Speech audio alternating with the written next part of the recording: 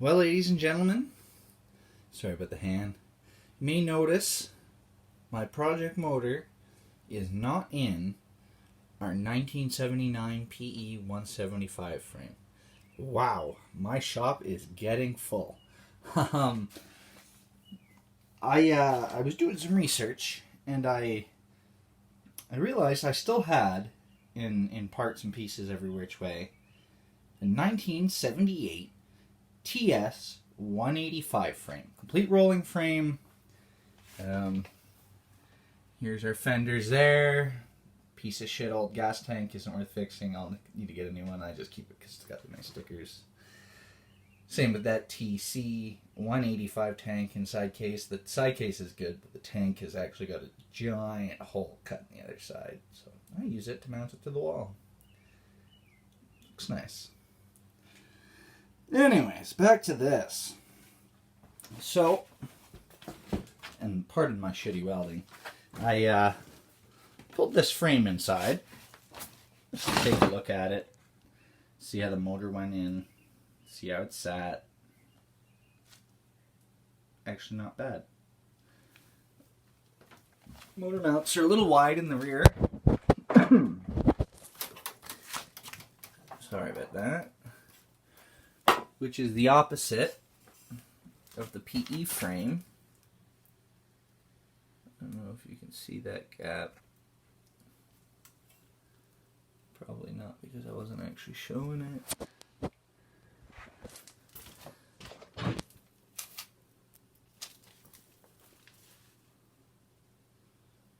There. A little bit of a gap, but we can put a shim in there or a washer or something, fill that.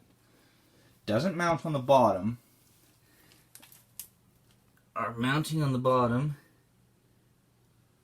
is just slightly, it's a little shaded there, you can just see, but you can see it just doesn't quite line up. We can fix that.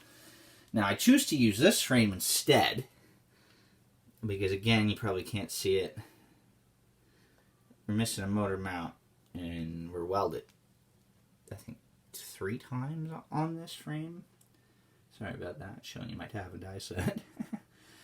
Anyway, so we went ahead and tacked up this shitty weld for the front motor mount, just to hold the motor in, and slip this old fucking screwdriver in there. Give her a try. The motor in this engine is I'm not going to kick it over. I'll just knock it over. I'll just put that back. Anyways, holds in there pretty solid. So obviously we'll remove the screwdriver.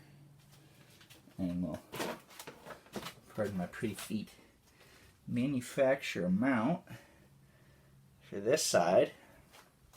I don't know if you actually saw that there. No, I'll just cut that out. And any other hand motions. So that's where we are with that. Now in this room, in bits and pieces everywhere, there's a fork there, are the parts to this. Swing arm's not in here. Rim and tires are all outside and the brakes are all outside. I actually have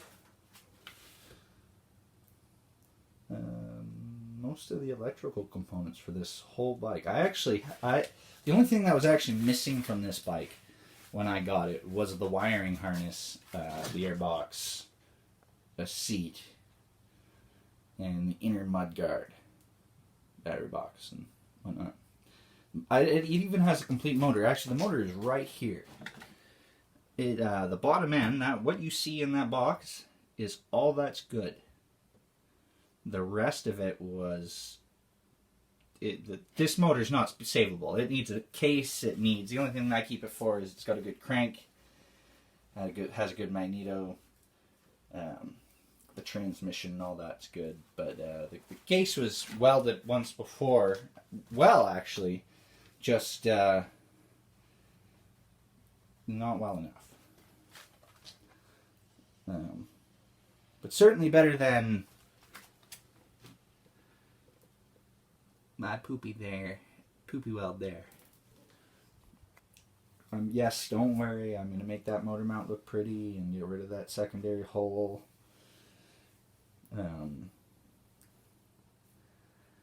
Yeah, that was the original motor mount I mounted to. So that's where I'm at with this project. That project there is actually now going to get this 1979 PE175 motor. I've been collecting up all its bits and parts so that I can rebuild that. And soon, I know I didn't mention this project before, probably. This 83 PE175 motor you can see actually has a full bike outside. And I just need gaskets for that clutch case, the mag side, and put cylinder head bolts in. Yeah, and that bike's good to go. That bike just needs, after that, chain guide rollers, front tire and tube, front motor mounts, which I'll order because it's not a hacked up bike or welded on bike, side fenders, airbox, and the rear fender. So all the really expensive bits and all the really either hard to find bits or the little fiddly bits that I gotta keep track of that aren't necessarily expensive, but there's a million of them. Washers and wheels and all the like. Well, that's it for today, because I'm about to finally start some housework. You have a nice day.